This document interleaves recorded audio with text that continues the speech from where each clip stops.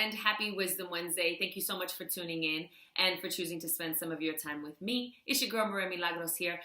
So we're just going to jump right in. Okay, so not too long ago, I had a little rut. I was in a rut and I went through this moment of time, and not a moment like 1 second, but a moment in time where I was feeling kind of sad for myself and I was feeling down, and I was getting to the point where I was getting sick and tired of being sick and tired again. And not literally sick, just I'm tired of being in this space, right? And then I had to acknowledge that just because the situation or the circumstance wasn't ideal doesn't mean that I'm doing anything wrong. And it also doesn't mean that I can't also smile and be happy and have fun and enjoy my life, because I'm still doing the work to change the situation or the circumstance. And at the same time, I get to be happy. I get to acknowledge how far I've come. I get to say, this is going to be temporary and I'm going to climb my way out. There was an interview with Steve Harvey, and he talked about how he was homeless for 3 years and he lived in his car while he was trying to get his big break. And he couldn't really save up enough money to get an apartment in New York, so he was homeless. He lived in his car. And every time people would question him on it, he would just keep saying, oh, this is temporary. Oh, this is temporary. Oh, this is temporary. Because he really believed in his heart of hearts that it was going to be temporary. Now, other people who don't understand your dream or who don't understand what you're trying to achieve will look at you and they assign you a time limit. And people used to say to him, well, it's been 6 months and you're still living in your car. And he goes, yeah, this is temporary. He did that every day for 3 years. For 3 years, he said, this is temporary. This is temporary. Because when you think of it in the grand scheme of time, 3 years was temporary. Now look at where he's at, right? So I had to remind myself of that and say, okay, this is where I'm at right now. I have to acknowledge and accept and embrace where I am in my life and say, some of these circumstances or conditions might not be ideal, but this is where I'm at. How can I make the most of it? And how can I allow myself, not how can I, but I have to allow myself permission to be happy and to have fun, even in a space where it doesn't necessarily feel ideal. To me, and Lord knows to other people who have their 50,000 comments about what I should or should not be doing or where I should or should not be in my life, I had to give myself permission to say, I get to start over. I started over. I'm building a business from scratch, and it's taking me some time because I'm building it from scratch, right? Have you ever seen a building go up brick by brick and it happens overnight? No, Rome wasn't built in a day, right? That's what they say. So sometimes we have to acknowledge that when we're trying to build something really great and it's going to take some time, we have to just give it some time. And we get to say to all the naysayers and everybody else in our space and everybody else who's questioning us, this is temporary. Because I know in my heart of hearts that this is temporary. When I succumb to the external judgment or maybe even the internal judgment, and I don't change my narrative or my dialogue, then it feels exhausting and debilitating, and then it's not temporary. It becomes a permanent space. And at this point, we're not just talking about the actual circumstances or conditions of our lives, but we're talking about what's happening internally. It lasts longer than it needs to because we're not accepting and fully embracing and enjoying the moment that we're in. Rather, we're trying to force it to change immediately, if not sooner, to appease who? To appease who? So, that being said, here's what I have for you. Yesterday, I was talking to a girlfriend, and she feels like she's in a rut. And she was, again, we assign time to it. We do. That's just naturally what we do. We're like, oh, I've been in this rut for 3 weeks. I'm done. I need to come out of it immediately, if not sooner.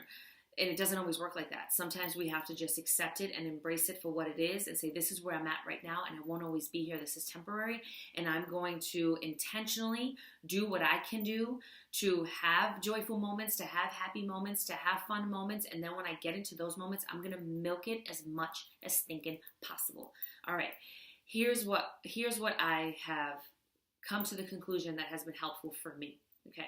Hopefully 1, 2, all of these will be helpful for you. And if you have tips that are helpful for you when you feel like you're in a rut, please, by all means, put them in the comments. Like, I really appreciate that you women email me. Like, every week I get so many emails, and I try to get back to you as soon as I can.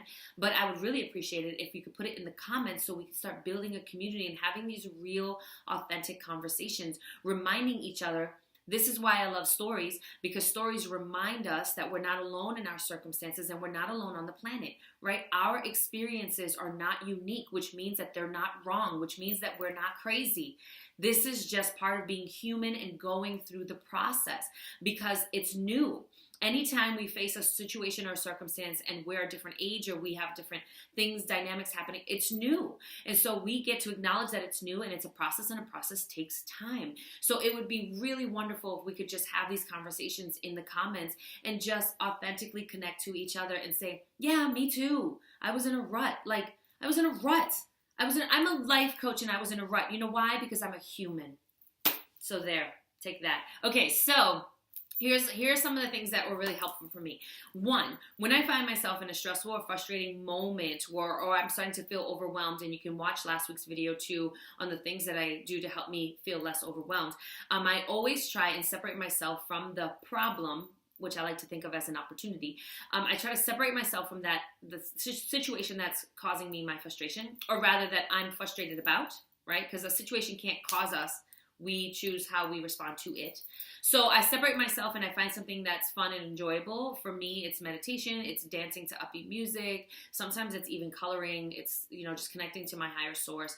Doing that makes me feel really present and really joyful. Then when I come back, I have a fresh pair of eyes. Okay. 2, I have an amazing tribe. And so I can reach out to my tribe and they will not join me in my pity party, and I won't do that for them either. So we are really careful about avoiding and staying away from the dangers of feeling pity for or allowing ourselves to pity ourselves, because that's a really dangerous spiral to go down. And they are really quick to hear me and to listen and then to remind me of why I'm capable and amazing, and that it's a process and a process takes time. And we're not meant to do this alone. So find yourself a really supportive, amazing tribe that isn't going to feel sorry for you or allow you to sit and stay and stew in that space. Okay. The other thing is we have to give ourselves grace and permission, again, acknowledging that it's new, and new is a process, and a process takes time. Or maybe it doesn't feel super new, and if you call it new, that makes you think some kind of way about it, whatever. If it's a process takes time. We have to give ourselves time and let go of this idea of a deadline, or I have to have this done by then, because then you could force it, but you know what happens when you try to force it. Lord knows, we all know. The other thing is to stay open to, what am I learning from this situation? How am I growing from the situation? What is good about this situation? What can I take away that I'm grateful for from this situation, from this circumstance, from this moment in my life, right? How can I milk that as much as possible? So again, I'm continuously growing and evolving and expanding, even in the midst of this. And not just even in, but because of all of this. And then the last thing is acknowledging and allowing ourselves to be self-aware, so that when we find ourselves going down that path where we feel like we're in a rut, we can call a duck, right? We can say it out loud. Okay, I'm in a rut and I don't want to be here. And this is temporary. And we have to start acknowledging and saying that out loud, because if we don't call it what it is, we stay in it. Right? So that's what I have for you today. I hope that this is helpful for you if you feel like you're in a rut, or if you feel like you're in some kind of funky place. And again, please comment and let's build a community and let's just talk about this stuff out in the open, because you're not crazy. And this is part of being a human and having experiences, but we also don't have to stay there forever. This is temporary. Right? We get to say that this is temporary. So I love you so much. I hope you have a great rest of your week and a fantastic weekend. I hope that you allow yourself to immerse yourself into moments of joy and super sparkly everything. And then when you get in them, milk them. Because from that place, we are problem solvers, we are creative, we are resilient, we are resourceful, we are capable, we are our true selves in that place of being present and joyful. We were meant to have and given our lives so that we can live them to the fullest, and not full of headache and heartache and pain and frustration, but full of fun and love and joy and ease and peace. I love you so much. Talk to you soon. Peace.